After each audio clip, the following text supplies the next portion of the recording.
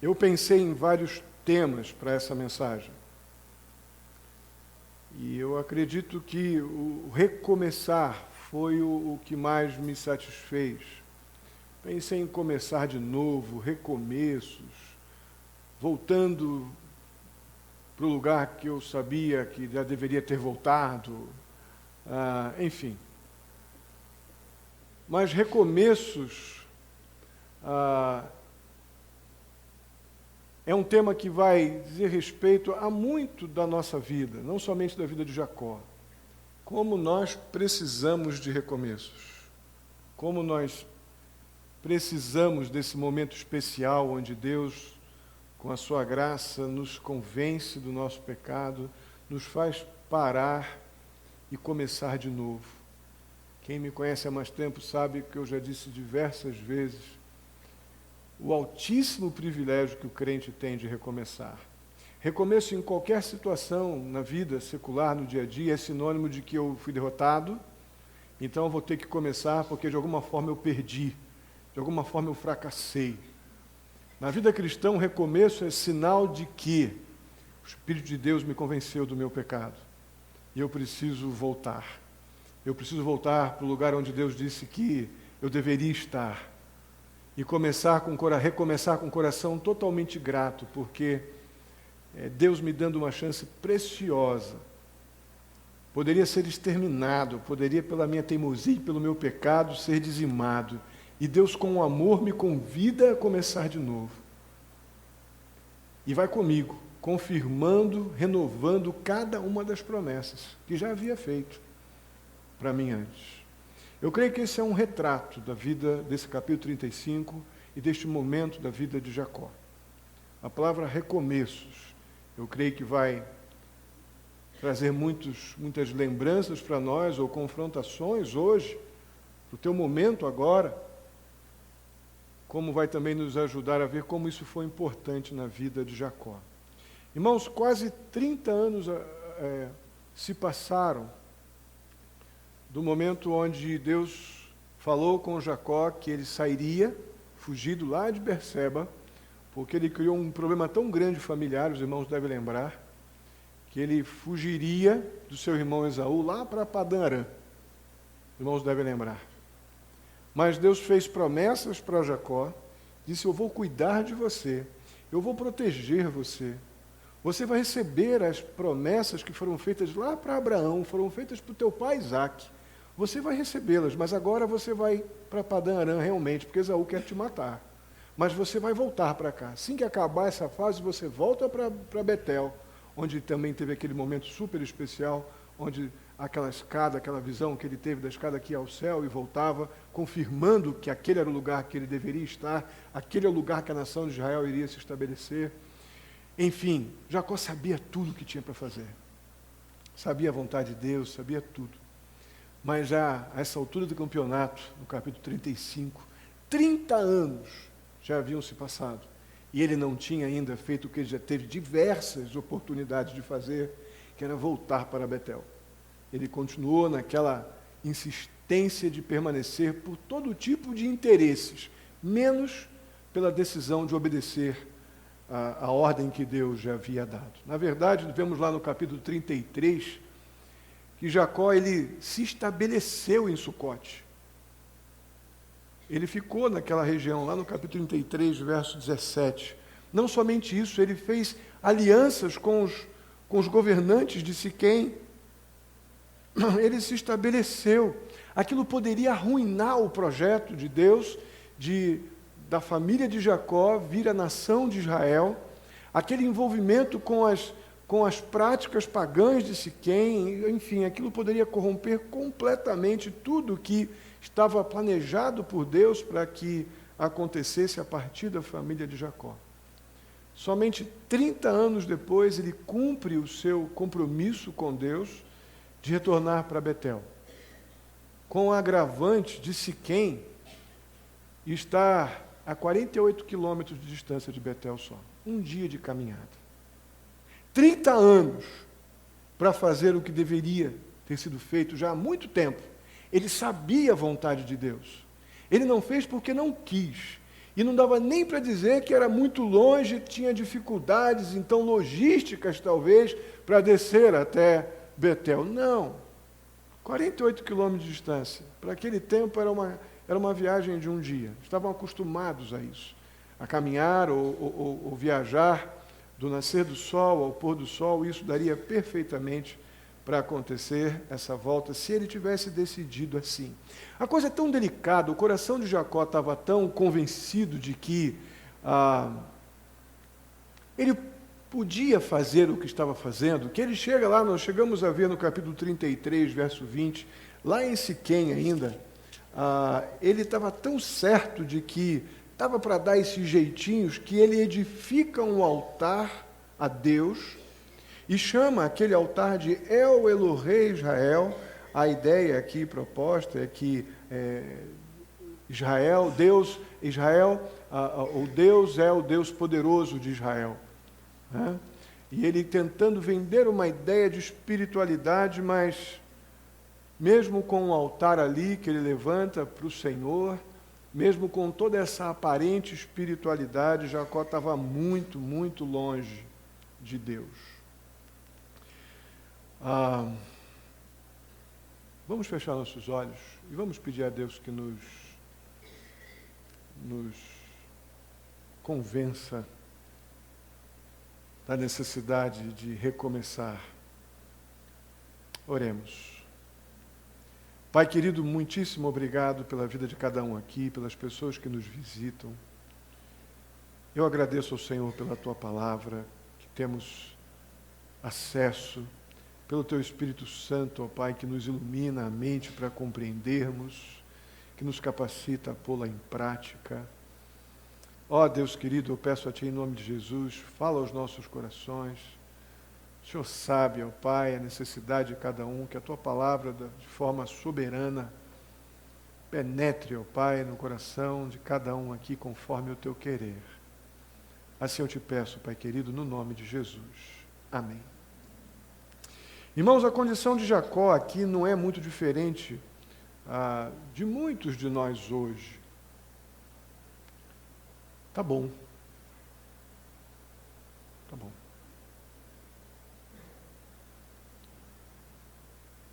Muitos de nós temos momentos assim como o de Jacó. A gente pode até parecer que estamos criando situações que fazem aparentar que estamos perto de Deus, mas estamos longe, na verdade, bem longe. A gente pode até exercitar algumas formas devocionais, temos alguma aparente religiosidade ou espiritualidade, é uma palavra na moda hoje, mas talvez nada disso afete a minha vida. Nada disso muda a minha vida. O apóstolo Paulo escreve, define um momento semelhante a esse para Timóteo, lá em 2 Timóteo capítulo 3, verso 5. Ele descreve esse momento onde nós temos essa aparência, criamos um ambiente como Jacó criou lá em Siquém, né, de levantar um altar e diz, Deus é o Deus deste lugar, é o Deus de Israel. Mas estava tão longe Jacó de Deus. Nós fazemos isso com os nossos ritos, com um vocabulário arrumadinho, evangélico, não é? Com um jeitinho de crente que a gente já sabe ter. E cria temporariamente algum tipo de conforto, isso temporariamente, mas na verdade, Paulo diz para Timóteo, lá em 2 Timóteo, que isso é aparência de piedade. Ele diz, tendo aparência de piedade, mas negando o seu poder. Temos a aparência de pessoas que de fato creem em Deus, mas negamos o poder de Deus para transformar a nossa história, para afetar as nossas vontades, para nos conduzir à obediência, para nos submeter à vontade dele. Mas uma aparência satisfatória até. Todos nós, em algum momento, temos nossos fracassos nessa necessidade de um relacionamento íntimo com Deus. E aqui em Gênesis 35, nós vamos encontrar um caminho de volta. para esses momentos de fracasso. Um caminho de volta para destruirmos essa estrutura enganosa da aparência devocional e realmente termos uma vida real, próxima, íntima com o Senhor. É isso que nós estamos chamando nessa noite de recomeçar. E vamos fazer isso como temos feito nas mensagens anteriores, nessas narrativas de Gênesis. Vamos lendo o texto por partes e vamos compreendendo os momentos. Como é que esse recomeço aconteceu para Jacó? Acompanhe comigo aí nos versos 1 a 8 do capítulo 35. Diz assim o texto da palavra de Deus. Deus disse a Jacó: suba a Betel e estabeleça-se lá, e faça um altar ao Deus que lhe apareceu quando você fugia de seu irmão Esaú. Disse, pois, Jacó aos de sua casa e a todos os que estavam com ele: livrem-se dos deuses estrangeiros que estão com vocês, purifiquem-se e troquem de roupa. Venham, vamos subir a Betel, onde farei um altar ao Deus que me enviou no dia da minha angústia e que tem estado comigo por onde tenho andado. Então entregaram a Jacó todos os deuses estrangeiros que possuíam e os brincos que usavam nas orelhas, e Jacó os enterrou ao pé da grande árvore próximo a Siquém. Quando eles partiram, o terror de Deus caiu de tal maneira sobre as cidades ao redor que ninguém ousou perseguir os filhos de Jacó. Jacó e todos os que com ele estavam chegaram à Luz, que é Betel, na terra de Canaã.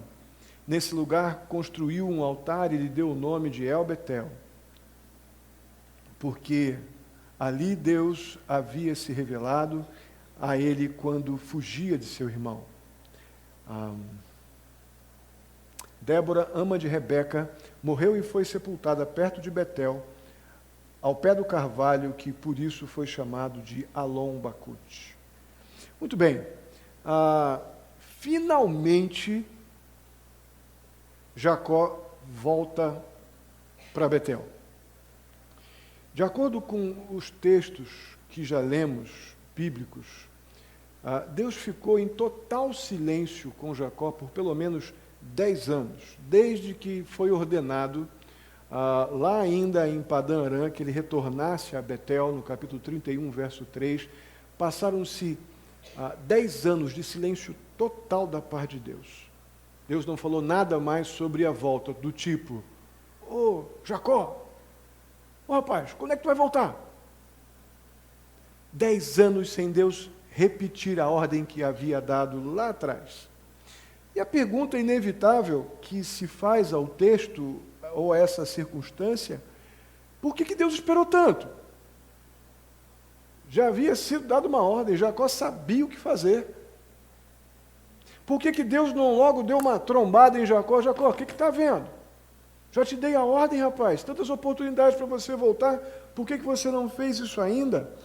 A resposta para mim, ela ficou muito óbvia no decorrer de toda essa narrativa. Jacó não estava escutando ninguém naquele momento, nem Deus. E Deus sabia disso.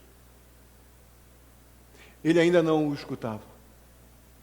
E não negava a sua existência, mas ainda não o escutava.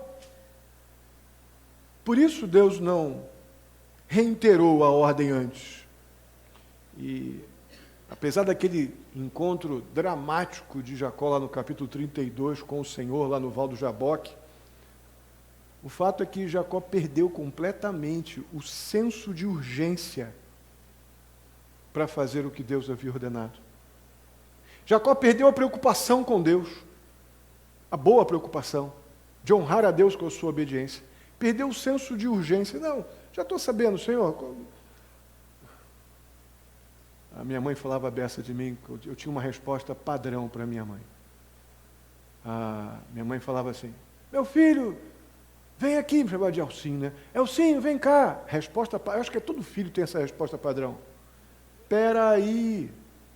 Vocês têm essa resposta? Minha mãe, tadinha, ficava doida comigo. Ah, tu vai falar isso de novo, menino? Pois é. Parece que Jacó falou, peraí, estou ainda fazendo umas coisinhas aqui, já vou. Já vou é outra, né? Já vou. Peraí. Eu acho que foi isso mais ou menos que aconteceu. Perdeu o senso de urgência. Jacó sabia que ele tinha que voltar para Betel, mas simplesmente ele não tinha pressa em sua mente. Ele de fato, estava faltando temor ao Senhor. Perdeu a pressa. E como nós já vimos lá no capítulo 33 e 34, semana retrasada, depois que Jacó prometeu a Esaú que ia para Seir, logo depois dele, no verso 14 do capítulo 33, simplesmente Jacó estava tão já voltado, depois de perder aquela inquietação com Esaú poder matá-lo, voltou a se sentir seguro, ele foi na direção contrária. Era para ir para Seir, direção Betel, ele foi para Sucote, direção Siquém. Acomodou-se, completamente acomodado. Para complicar, ele morou lá quase 10 anos. Ou seja, o coração estava mesmo sem pressa. Estou sem pressa para com Deus. Aí a coisa esquentou, né? Que Jacó concordou com seus filhos, em toda aquela situação horrorosa de casamentos mistos ali na região dos cananeus, né? Em Siquém. Houve todo aquele absurdo daquelas negociações para fazer algum tipo de acordo de paz, de financeiro também, fica com o meu gado, eu fico com o teu, e vamos juntar as famílias, tal. Jacó concordou com todas aquelas tramóias que os filhos dele armaram, né? Jacó parece ter muito pouco desejo de fazer a vontade de Deus. Isso é um pouco assustador, porque, não sei vocês, mas eu tenho me visto demais nesses personagens que lá em Hebreus são chamados de heróis da fé. Falava hoje na classe, eles não nasceram heróis da fé não, acho que nós já vimos isso, né? Eles, com o passar do tempo, diante das consequências dos seus pecados e da provisão do próprio Deus que gerou crescimento e amadurecimento e relacionamento entre eles e Deus, é que eles lá na frente foram aquilo que Deus decidiu que eles seriam. Mas, como é sério esse negócio, essa frase me foi muito impactante. Parece que eles não tinham, Jacó não tinha desejo nenhum de fazer a vontade de Deus. Ele conhecia, sabia o que tinha que fazer, mas ele não tinha vontade. Já passaram por isso? Sei o que tenho que fazer, mas não estou com vontade de fazer o que Deus quer. Mas aí vieram acontecimentos trágicos. Veio um tempo doloroso demais no capítulo 34. E isso melhorou muito a capacidade de Jacó querer fazer a vontade de Deus. Nada como um bom problema, né? Sua filha foi estuprada. Seus filhos fizeram uma coisa absurda. Enganaram com a religiosidade, usando aquilo que era legítimo na cultura espiritual religiosa da época, que era a circuncisão, para fazer uma chacina em Siquém, matar todos os homens de Siquém, criando um problemaço. Toda aquela região ali dos povos que moravam em torno de Siquém, Sucote, se tornaram inimigos públicos número 1 da família de Jacó. Jacó era uma pessoa e a sua família eram não vistos, não eram benquistos. Eram pessoas odiadas de morte. Foi o que os filhos de Jacó conseguiram, tudo com as omissões de Jacó, enfim, todo um contexto de falta de vontade de fazer a vontade de Deus. A questão é que essa crise abriu um pouquinho os ouvidos de Jacó de novo. Já passamos por isso? De uma crise abrir nossos ouvidos para ouvir a voz do Senhor? Uma crise nos fazer ter vontade de fazer a vontade de Deus? Pois é. Isso aconteceu com Jacó também. Só quando Jacó se viu de novo num grande perigo, numa situação bem ameaçadora. Aí ele ficou disposto a voltar para Betel. E voltou. E voltou para Betel, diante de uma circunstância terrível, mas voltou. Irmãos, é óbvio que nós temos princípios aqui muito diretos para cada um de nós e se dividem aqui em duas realidades. A primeira delas é que é a vontade de Deus e a vontade do homem. Como é que isso funciona? O crente, ele tem liberdade, sim, de decidir ou não obedecer ao que Deus ordenou. Tem sim. Tem sim. Tanto é que nós fazemos isso. Deus não manda um anjo. Hoje, essa semana, coitado do meu querido irmão, que eu amo tanto, meu irmão Gil, sonhou que eu estava com a chibata batendo nele essa semana. Ainda fosse com uma Bíblia, né? Amado, cadê você? Já estamos em paz, né? Tá bem. Mas Deus não põe um anjo com uma chibata atrás de nós, nos dando nas pernas ou na cabeça.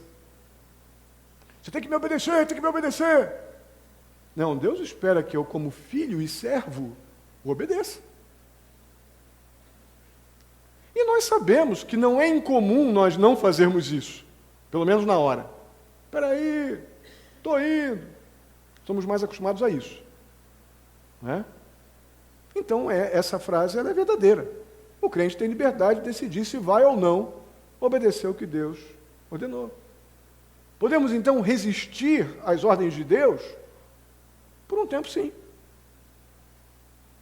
Por um tempo, sim. A gente faz isso. O que nós não podemos é frustrar os propósitos de Deus. Jamais. O que Deus decidiu soberanamente que vai acontecer, pode ter certeza que vai acontecer. Do jeito soberano dele. Os propósitos finais de Deus sempre se cumprirão. É óbvio que nós entristecemos o nosso Deus com a nossa desobediência. Qual pai que não ficaria entristecido com a teimosia do filho? Nós não ficamos muito satisfeitos quando o filho fica naquele negócio de peraí, e não vai. É um peraí eterno. Não é? Isso nos chateia, a gente se sente desrespeitado, desvalorizado, enganado. Ou enganados. Eu creio que Deus também não fica, sem dúvida alguma, feliz com isso. Eu creio que muitas vezes aquele elástico da graça, Deus deixa esticar. Ele vai permitir que a gente ande por um tempo no caminho que nós escolhemos. Deus faz isso. E depois também Deus permite que a gente colha todas as consequências de tudo que a gente plantou. Também. Deus faz isso também. No seu amor, na sua justiça, na sua santidade, a gente colhe o doloroso preço que o pecado impõe. Isso também acontece. Aí então, depois desse processo de Deus nos permitir, na nossa obstinação, andar na direção que a gente quis, aí colhemos toda a aflição que o pecado impõe, o troco do pecado é amargura, sofrimento, dor. Aí então, o Senhor vem pacientemente e fala de novo: filho, está lembrado que eu te chamei naquele dia? E tu levou 30 anos para voltar, mas eu continuo mesmo. Continuo pronto e decidido a fazer o que eu creio que é para ser feito na sua vida. Está pronto agora? Isso aconteceu com Jacó. Isso acontece conosco também.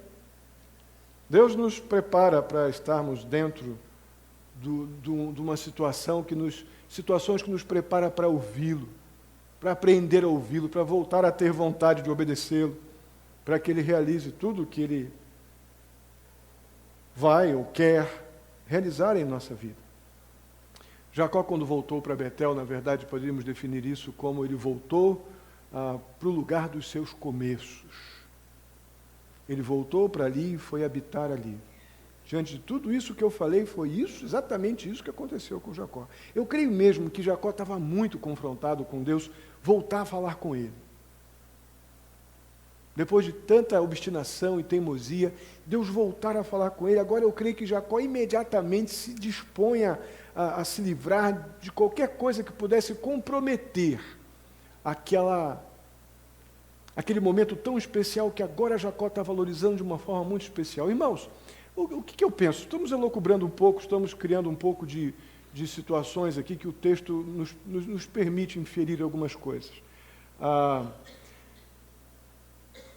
Jacó provavelmente esperava que Deus enviasse um anjo com uma chibata para dar-lhe nas pernas. Aí Deus permite que ele faça o que ele queria fazer, teve consequências dramáticas, parou diante daquilo. Deus volta a falar com ele e ainda pensa, Deus ainda me ama. Deus ainda me ama apesar de mim. Deus ainda tem os mesmos propósitos para com a minha vida. Eu vou parar de teimar. Acredito que já devia estar aqui beirando os seus 90 anos.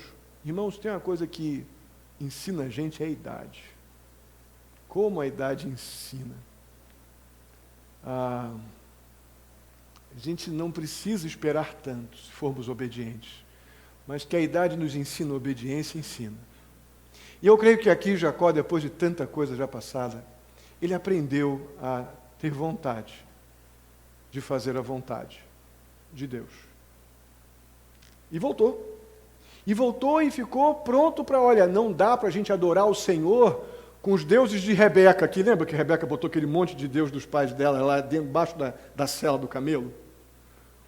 Né? Os deuses de Rebeca. Todos os deuses que as mulheres de Siquém trouxeram com elas. Porque as servas e as mulheres, os homens, os filhos de Siquém, os filhos de Jacó não mataram, lá em Padã Arã.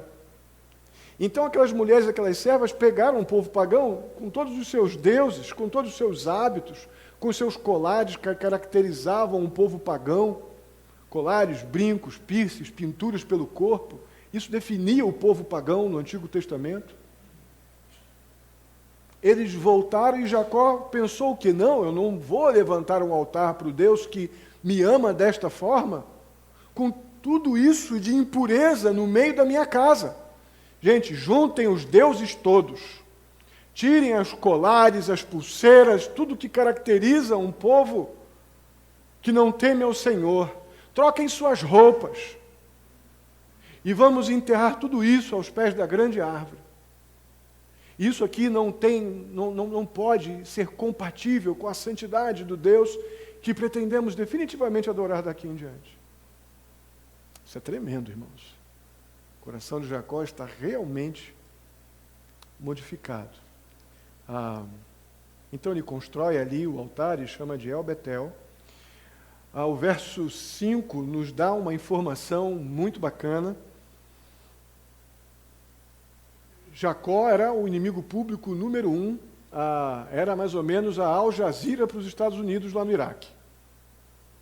Os Estados Unidos queria pegar todos os componentes, todos os participantes da Al Jazeera, do Hezbollah, enfim, dos dias lá do Bin Laden. Sabe o que Deus fez para que ele pudesse sair em segurança? Quando eles partiram, o verso 5 diz, o terror de Deus caiu de tal maneira sobre as cidades ao redor, todo o povo pagão ali em volta, que ninguém ousou perseguir os filhos de Jacó. Irmãos, o zelo de Deus para com o seu próprio nome e para com as suas promessas é um negócio que deveria gerar mais temor em nosso coração. Deus disse para Jacó há 30 anos atrás, vai para Padã Arã sim, mas eu vou guardar você porque as minhas promessas vão se cumprir na tua vida como eu disse. Deus está só cumprindo as suas promessas. O povo temeu o Deus de Abraão, de Isaac e de Jacó. Talvez Jacó não fosse a pessoa para ser temida, mas o Deus de Jacó era. O Deus de Abraão era. O Deus de Isaac era. E o texto diz que Deus gerou terror no coração daquelas pessoas e ninguém tocou em Jacó e em sua família. Isso é sensacional, irmãos. Deus continua sendo Deus. Deus continua sendo bom. Esse é o jeito de Deus agir. E aí esse ponto, esse trecho, ele termina com uma citação à ama de Rebeca. Existe muita coisa falada sobre isso, mas provavelmente quando Raquel morreu, mãe de Jacó, Raquel não era mãe de Jacó? Me lembra? Acertei? Raquel, então era Rebeca. Rebeca, esposa de mãe de Jacó. Então é Rebeca, mãe de Jacó. Provavelmente ela tinha uma criada do lar, uma doméstica da casa, que cuidava, que ficava junto, talvez tenha ajudado na criação de Esaú e Jacó. E é provável que com a morte da sua mãe, esta mulher tenha acompanhado a família e se tornou, então, a ama da esposa de Jacó, Raquel. Por isso essa ama de Rebeca. Mulher de Jacó é Raquel. Tá? Provavelmente, então, Débora, essa mulher, ela era muito próxima da família, por isso foi citada com referência, acredito, aos cuidados que ela tinha. Até deve ter tido muito, porque vocês devem lembrar que quando a mãe de Jacó morre, Jacó fica muito abatido. Não é? Essa mulher deve, para ser citada aqui, ela deve ter uma participação muito forte familiar para estar sendo citada nesse contexto, e ela aparece aqui e some aqui também. Então, como parte desse recomeço espiritual de Jacó, Deus reitera completamente as suas promessas. Versos 9 a 15, acompanha comigo aí. Depois que Jacó retornou de Padã Arã, Deus lhe apareceu de novo e o abençoou, dizendo: seu nome é Jacó, mas você não será mais chamado Jacó, e seu nome será Israel. Assim lhe dei o nome de Israel. E Deus ainda lhe disse: eu sou o Deus Todo-Poderoso, seja prolífero e multiplique-se. De você procederão uma nação e uma comunidade de nações, e reis estarão entre os seus descendentes. A terra que dei a Abraão e a Isaque dou a você, e também os seus futuros descendentes darei esta terra. A seguir, Deus elevou-se do lugar onde estivera falando com Jacó. Jacó levantou uma coluna de pedra no lugar em que Deus lhe falara e derramou sobre ele uma oferta de bebidas e ungiu com óleo. Jacó deu o nome de Betel ao lugar onde Deus tinha falado com ele. Irmãos, o fato de Deus falar a Jacó de novo as promessas é uma repetição do que Deus falou para Abraão, falou para Isaque, é a segunda vez que Deus fala com Jacó. O que Deus está querendo dizer com isso? Eu continuei sendo o mesmo, você que mudou. Você que perdeu, deixou de ter vontade para com a minha vontade. Eu continuei Deus e continuei o mesmo. Tanto é que estou repetindo tudo de novo. Eu continuo com as promessas que fiz para Abraão, para Isaque, renovadas com você. Mas aqui nós temos no verso 9 a expressão apareceu de novo. Dá a entender que Deus fica aparecendo toda hora, né? Toda hora Deus aparece lá, bate o papo com Jacó e vai embora, tal. Mas não é bem assim, não. A primeira aparição aconteceu 30 anos atrás lá em Betel.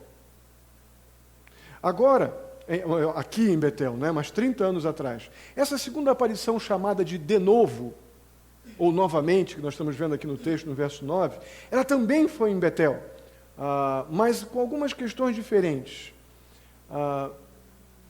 Deus não, no verso 9, apesar do texto dizer, aparentar que Deus apareceu mais uma vez aqui no verso 1, o texto não diz isso. O verso 1 diz apenas que Deus falou com Jacó. Deus falar com Jacó é diferente de Deus aparecer para Jacó. Então, o que a gente conclui daqui? O verso 9, ele está tratando daqueles 10 anos de espaço entre um momento quando Deus falou com Jacó e depois, lá na frente, quando falou de novo, 10 anos de silêncio. 10 anos onde, que para Deus, a ideia de falei com você de novo é como se aqueles 10 anos para Deus não tivessem existido. É como se Deus tivesse falado com ele ontem, não há 10 anos atrás. Eu creio que está inferido aqui no texto que esses 10 anos foram de pouco valor ou valor nenhum espiritual. Jacó conseguiu não crescer nada em 10 anos. Jacó conseguiu não ter nenhum tipo de atitude espiritual que compensasse espiritualmente, que valesse algum tipo de maturidade. Foram anos perdidos, um tempo de independência e de desobediência da parte de Jacó terríveis. tempo sem crescimento, tempo sem progresso na vida de Jacó, até que ele voltou para Betel. Irmãos, tempo sem crescimento, tempo sem progresso espiritual, é um tempo, pelo que eu entendi nesse texto, é que para Deus não tem valor nenhum. 10 anos passaram e Deus diz, estou falando com você de novo, como se tivesse dito ontem. Porque aqueles 10 anos para Jacó de desobediência e independência burra foram inúteis.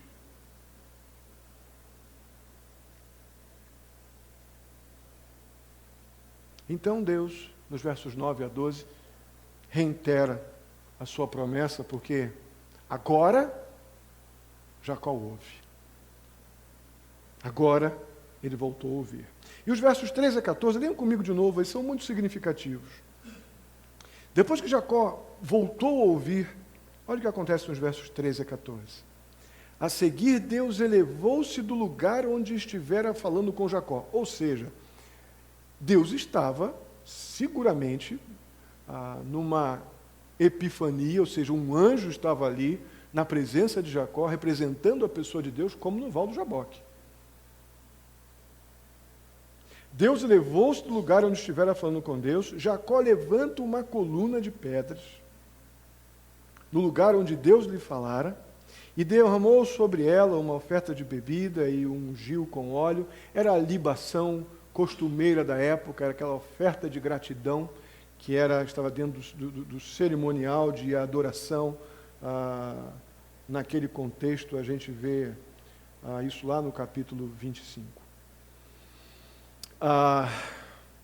Então, esse momento aqui para Jacó serviu como um grande recomeço, uma renovação de votos para com Deus. Eu creio que recomeços espirituais devem vir junto com uma renovação de comprometimentos, de votos com o Senhor. Olha o que acontece. Daquele momento em diante, para os filhos de Jacó, para todos que estavam na casa de Jacó, todas aquelas pessoas que viram um monte de mau testemunho por parte de Jacó, finalmente eles começam a ver a fé de Jacó. Finalmente a casa de Jacó começa a ver a fé de Jacó sendo autenticamente praticada. De agora em diante, então, os propósitos de Deus para aquela família, a partir daquela família, seriam plenamente realizados. Dali viria a nação de Israel. A fé de Jacó, sem dúvida, se tornaria também a fé de seus filhos. Mas não são somente alegrias a vida com Deus. Existem durezas, momentos de tristezas, e também aconteceu isso com Jacó. Alegrias e tristezas vieram à sua vida. Olha o que diz os versos 16 ao 29. Eles partiram de Betel, e quando ainda estavam a certa distância de Efrata, Raquel começou a dar à luz com grande dificuldade. E enquanto padecia muito tentando dar à luz, a parteira lhe disse, não tenha medo, pois você ainda terá outro menino. Já a ponto de sair-lhe a vida, quando estava morrendo, deu ao filho o nome de Benoni, mas o pai deu-lhe o nome de Benjamim. Assim morreu Raquel e foi sepultada junto do caminho de Efrata, que é Belém. Sobre a sua sepultura, Jacó levantou uma coluna, e até hoje, até os dias de hoje, aquela coluna marca o túmulo de Raquel. Israel partiu, Jacó, novamente, armou o acampamento adiante de Migdal-Eder, também é a mesma palavra para Torre de Éder. Naquela época em que Israel vivia naquela região, Rubens deitou-se com Bilá, concubina de seu pai. Israel ficou sabendo, Jacó ficou sabendo disso. Jacó teve 12 filhos. Esses filhos foram com Lia, Rubens, o filho mais velho de Jacó, Simeão, Levi, Judá, Issacar e Zebulon. Estes foram os filhos de Raquel, José e Benjamim. Estes foram os filhos com Bilá, serva de Raquel, Dan e Naftali, ou Naftali. Estes foram os filhos de Zilpa, serva de Lia, Gade e Aser. Foram estes os filhos de Jacó, nascidos em Padã Arã. Depois Jacó foi visitar seu pai Isaque em Manrê, perto de Criate Arbá, que é Hebron, onde Abraão e Isaque tinham morado. Isaque viveu 180 anos, morreu em idade bem avançada e foi reunido aos seus antepassados, e seus filhos, Esaú e Jacó, o sepultaram. Muito bem, alegrias e tristezas, sem dúvida. Lá no capítulo 30, verso 34, Rebeca pede mais um filho. E Deus dá, ela é atendida. Nasce Benoni, logo depois Benjamim, pela vontade de seu pai Jacó. Mas o verso 19 aqui do nosso trecho diz que no nascimento de Benoni, ou Benjamim, ela morre, e ela foi sepultada em Efrata, ali na região de Belém. Jacó, então, desce com a sua família e vai para Migdal Eder, ou Torre de Éder, provavelmente uma região de pasto de ovelhas muito grande, com torres altas, onde os pastores cuidavam, subindo na torre, cuidavam de olhar pelo rebanho durante o dia. E o texto nos diz que Jacó desce, então vai adiante da Torre de Éder. Aí um outro incidente dolorosíssimo aconteceu, algo deve ter sido um golpe duro para Jacó. Rúben, seu primogênito, teve uma relação sexual ilícita com uma serva de Raquel, posteriormente concubina de Jacó.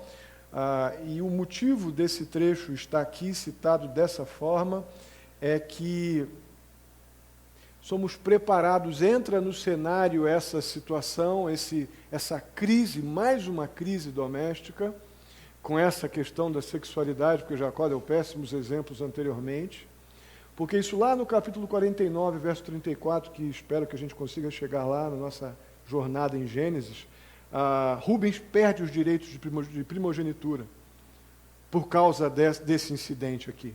Então aqui, da mesma forma que Diná foi citada lá atrás, e depois vimos que Diná, no capítulo 34, foi alvo daquela violência, da mesma forma surge aqui esse relato, porque lá no capítulo 49, Rubens vai perder os direitos de primogenitura. Jacó, então, já está velho, já está no alto da sua idade, daqui para frente, então, as atenções recaem sobre seus filhos, por isso a preocupação de Deus em decidir que aqui seria o relato dos filhos da descendência de Jacó, porque eles seriam agora a geração que daria início à nação, ao povo de Israel. Mas há algo muito importante aqui antes de fechando esse trecho, é que no finalzinho nós vemos a reconciliação de Jacó com Isaque e com seu irmão Esaú. Olha o que acontece aqui nos versos 27 a 29. Veio Jacó a Isaque, seu pai, a Manrê, a Quiriate Arbá, que é Hebron, onde peregrinaram Abraão e Isaque, onde moraram Abraão e Isaque. Foram os dias de Isaque 180 anos, velho e farto de dias, expirou Isaque e morreu, sendo recolhido ao seu povo, e Esaú e Jacó, seus filhos, o sepultaram, juntou a família. Agora está todo mundo junto, e não deve ter sido nada fácil para Jacó encarar seu pai, porque até então ele não tinha visto seu pai ainda, desde quando enganou seu pai, lá atrás, ele não tinha dado de frente com Jacó ainda, com Isaque ainda, e isso deve ter sido um momento interessante, de grande reconciliação, porque Jacó estava reconciliado com Deus, os recomeços de Jacó com Deus geraram este momento de reconciliação com seu pai, com seu irmão e com a família. Vamos para algumas aplicações bem práticas e finais para esse capítulo 35. A primeira lição que a gente aprende aqui é a importância do recomeço. Como recomeçar é importante, irmãos. Como recomeçar é necessário. Mas esses recomeços, esses momentos de reconciliação, bem em particular, bem especificamente, essas reconciliações com Deus, elas precisam muito de algumas atitudes vindo juntas. A gente não pode querer recomeçar com os mesmos hábitos que me fizeram abandonar os meus compromissos com Deus, o meu temor ao Senhor. Eu não posso querer recomeçar, me reconciliar, sem ter mudado os motivos, sem estarem mudados os motivos que me fizeram deixar aquele que eu disse que amava, aquele que eu disse que obedeceria. Então algumas coisas precisam vir juntos aí nesse momento de recomeço. Primeira coisa que tem que haver neste momento de renovação de votos, nesse recomeço, tem que haver obediência. Tem que haver decisão de obedecer. O que vemos aqui é que Jacó ele abandonou as decisões pecaminosas e passou então a obedecer o que ele sabia que era a vontade de Deus, apesar de ter ignorado durante um tempão. Ele decidiu obedecer. Aí tem um texto que eu gosto muito, que é o texto de Provérbios, capítulo 28, verso 13. Eu repito esse texto muitas vezes. Vamos ler juntos? Quem esconde os seus pecados não prospera, mas quem confessa e encontra. Irmãos, quem confessa e passa a fazer o que é certo, quem confessa o pecado e passa a andar na direção contrária daquilo que era o pecado confessado, essa pessoa encontra todo tipo de misericórdia da parte de Deus. Essa pessoa cresce em relacionamento com Deus. Essa pessoa cresce no relacionamento entre as pessoas que estão em volta dela. Sabe por quê? Porque Deus abençoa o que obedece.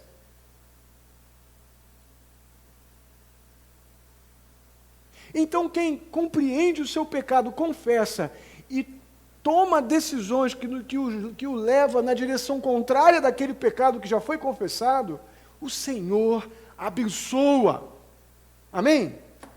Então é isso que a gente tem que decidir na nossa vida. Parar de ficar marcando passo e querendo recomeçar do jeito dele. O jeito de recomeçar é o do Senhor e não o nosso. E a primeira forma é com obediência. Tem uma segunda forma de recomeçar. Não tem como haver recomeço sem santificação. Falamos aberto sobre isso agora na classe de doutrina. Não dá. Jacó, ele precisava, naquele momento ali de reencontro com Deus, de recomeços com Deus, o que ele fez em primeiro lugar? Não dá para ficar com essa podridão dentro da minha casa. Não dá para ficar com todo tipo de ídolos, enganos, mentiras, fetiches, vontades enganosas. Eu vou tirar isso tudo dentro da minha casa, da minha vida. Eu não vou recomeçar com o Senhor com os velhos hábitos. Eu vou começar com o Senhor com novos hábitos. Com hábitos que me aproximem dEle e me afastem daquilo que pode atrapalhar, comprometer esse recomeço. Santificação. Hebreus capítulo 12, verso 14. O contexto não é exatamente esse, mas é tão propício esse texto. Aqui o autor de Hebreus está falando quanto à questão da convivência dos santos. Então, esforcem-se para viverem em paz com todos. Esforcem-se para serem santos. Por quê? O que diz aí? Sem santidade, ninguém. Eu vou na igreja, hoje eu estou cheio de problema, então eu vou na igreja para ver se Deus me abençoa. Meu irmão, sem santidade, sem decidir, se abster daquilo que contamina a nossa comunhão com Deus, daquela idolatria maluca que a gente tem muitas vezes com coisas que a gente adora, como carro, filho, casa, pessoa, trabalho. Joga esses troços para o lugar deles, que é depois de Deus, e vai adorar o Senhor. Faz desse jeito, que Deus abençoa. Essas coisas têm valor, mas não entre você e Deus, porque tudo que fica entre você e Deus é idolatria. Então santifique-se, porque sem santidade ninguém verá o Senhor. Foi isso que Jacó fez. Recomeço também envolvia reconciliação. Isso é maravilhoso. Tanta crise que houve ali com Esaú, com Isaac, tanta tristeza no coração do pai Isaac com aquela maldade que Jacó fez, as tramóias também de Rebeca ali, né? Enfim. Rebeca não, Raquel. Né?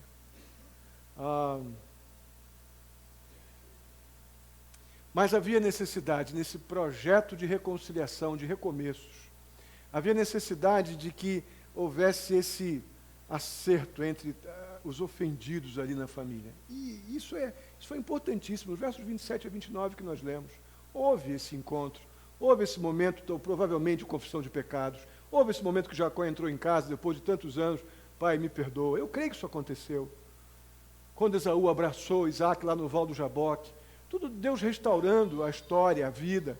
E aqui agora uma restauração bem pessoal para Jacó, dando a família, então, que dali viria toda uma nação. Deus fazendo isso com tanto zelo, com tanto cuidado. Olha o que diz em Mateus capítulo 5, versos 23 a 24. Vamos ler juntos? Portanto, se você estiver apresentando sua oferta diante do altar, e ali se lembrar de que seu irmão tem algo contra você, deixe a sua oferta ali diante do altar e vá primeiro reconciliar-se com o seu irmão, depois volta e apresenta a tua oferta. Está aqui, irmãos, o princípio do recomeço passa pela reconciliação. Não é porque eu passei a ser o bonzinho, legal, não. Porque o meu Deus é bom. Porque o meu Deus mudou meu coração. O meu Deus está afetando a minha história. O meu Deus está mudando a minha mente, a minha vontade. Está havendo santificação, onde antes havia apenas vontade de fazer as coisas darem certo do meu jeito. Agora, nesse processo de reconciliação, há toda essa preocupação de Jacó em obedecer à vontade conhecida de Deus. Então, esse processo de recomeço, ele se completa quando um coração transformado, um coração afetado pela justiça, pelo amor e pelo Deus que não muda, Jacó se rende, confessa pecado ao seu pai, e a família, então, é de novo restaurada. Como isso é verdade? Gozado que a gente quer, os recomeços, mas contanto que eu não tenho que falar com fulano. Já não aconteceu isso? Olha, eu até vou lá, mas se ele estiver lá, eu vou, entro numa porta e vai pelo outro. Não aconteceu isso? Não, agora eu vou para a igreja, eu vou orar, mas se aquele irmão estiver lá, eu vou sentar lá no fundo da igreja. Nós somos capazes de fazer isso. Mas se Deus está mudando a minha história, e se Deus está me dando a chance de recomeço, vamos recomeçar do jeito dele. O jeito dele funciona, o jeito dele dá certo. Do nosso, é mera manipulação, que nós sabemos fazer também. Mas isso não agrada ao Senhor. Então, a primeira lição foi a importância do recomeço. Nós vimos que o recomeço não pode acontecer sem obediência, sem santificação e sem reconciliação. A segunda lição. Irmãos, há um princípio na Bíblia que a gente negligencia muito, lá em Gálatas 6:7. De Deus não se zomba. Aquilo que a gente planta, colhe. Muitos acham que isso é ditado popular, mas está na sua Bíblia. Gálatas 6:7. De Deus não se zomba. Você não vai plantar laranja e colher morango. Se você plantar pepino, você vai colher pepino. Se plantar abacaxi, vai colher abacaxi. Essa é a ordem natural das coisas. Grande parte do sofrimento que Jacó experimentou, em todo esse processo aqui no capítulo 35, foi resultado dos pecados lá já cometidos. Todas essas dores grandes que ele passou aqui, consequência de pecado, sim. E Deus continuou amando Jacó. Tanto é que deu isso tudo já de restituir tudo isso para Jacó. Mas os problemas, as consequências das decisões, também são dele. Só quero deixar muito claro uma coisa que já disse aqui, mas vou repetir. Jacó não sofreu punição por seus pecados. A história não é essa. Nenhum crente é punido por seus pecados. Por quê? Porque toda a punição do nosso pecado já foi sobre Jesus. Se nós fôssemos punidos pelo nosso pecado, não tinha um sentado aqui. Já tínhamos sido dizimados. Se nós fôssemos punidos pelo nosso pecado, jamais teria uma igreja aqui agora. Só uma igreja aqui agora, porque toda a nossa punição foi sobre Jesus Cristo. Amém? Agora, isso não tira a nossa responsabilidade, de forma alguma. De forma alguma. As consequências do pecado permanecem. Nós somos disciplinados, corrigidos nesse processo, para a glória de Deus e para o nosso bem. E isso não deixou de acontecer na vida de Jacó. Então, a segunda lição é que o que a gente planta, a gente colhe. E a terceira e última lição que a gente tira desse texto. Irmãos, a vontade de Deus sempre vai prevalecer. Sempre, sempre, sempre, sempre. Deus tinha o propósito de trazer Jacó de volta para Betel. Isso poderia ter acontecido muito antes, mas levou 30 anos. Por causa de Jacó. Porque Deus havia dito a Jacó o que fazer, ele não fez porque ele não quis. O fato é que nós não podemos frustrar os propósitos de Deus para a nossa vida, irmãos. Que coisa boa, como isso é encorajador. Eu sou uma coisa horrorosa, e ainda assim Deus continua santo e a vontade dele vai prevalecer sempre sobre a minha. Você crê nisso? Como é bom isso. A gente vê isso nesse texto. A gente pode resistir, mas a gente não pode evitar que a vontade de Deus se cumpra. Desse Deus bom, desse Deus amoroso, que tem uma vontade boa, perfeita e agradável. Deus sempre vai fazer aquilo que é bom, perfeito e agradável para Ele. Porque se é bom para Ele, certamente vai ser bom para mim. Ainda que naquele momento eu não enxergue. Agora, isso não quer dizer que pouco importa o que a gente faz ou deixa de fazer. Não é isso também que se quer dizer com esse princípio. Houve muita dor de cabeça desnecessária, muita tristeza na vida de Jacó por causa dessa obstinação, por causa desse egoísmo, por causa dessa avareza, por querer dinheiro, por querer negociar, por querer manipular. Houve muita tristeza, houve muita dor. Não vale a pena o preço do pecado, irmãos. Não vale a pena o preço de pecar. Mas a gente pode estar completamente seguro. Isso é muito confortador. Diz lá em Filipenses capítulo 1, verso 6. Vamos ler? Aquele que começou boa obra em vocês, vai completá-la. Até o dia de Cristo Jesus, até o dia que tivermos um encontro com Cristo nos ares, como a Bíblia nos diz. Não sei se é hoje, se é amanhã, mas o fato é que Deus continua Deus e a vontade dele será feita. Jacó estava no plano de Deus de ser o que foi. E Deus vai fazer aquilo que é para ser feito. Isso pode demorar um pouco mais? Pode. Isso pode acontecer pelo caminho bem duro. Esse processo de Deus completar a sua vontade soberana em nossa vida pode ir por um caminho muito duro, bem duro, ou talvez um mais fácil. Depende muito da nossa obstinação. Depende muito da nossa resistência em fazer a vontade de Deus. O quanto a gente vai dizer para Deus assim, quanto tempo a gente vai continuar dizendo para Deus, Senhor, espera aí, já vou. Ou, simplesmente eu vou dizer, Senhor, eis-me aqui. Vai demandar muito disso. É bem a vida de Jacó isso aqui. Mas os propósitos de Deus sempre se cumprirão. Meus irmãos, isso deve nos motivar muito a uma vida de fidelidade, a uma vida de obediência, de prazer na vontade do Senhor, mesmo no meio dos fracassos, que talvez você possa estar no momento de fracasso agora. É tempo de recomeço também. É tempo de recomeçar. Do jeito de Deus, com obediência, com santificação e com o que mais o quê? Obediência, santificação e você tem que estar diante daquelas talvez sejam situações, como a gente se perde por causa de pessoas, irmãos. A Bíblia diz que quem teme a homens cai em armadilhas, como a gente tropeça inutilmente. Se você tem um vínculo íntimo, próximo do Senhor, pessoas não são obstáculos, pessoas são oportunidades de você testemunhar de Cristo. Conserta, irmão. Volta para onde Deus disse que você deveria estar. Para de dizer, já vou. Para agora. Para amanhã não, para agora. Vamos ficar de pé. Para agora. Espera para amanhã não. Tanta coisa que você já sabe que Deus espera de você, vontade conhecida de Deus.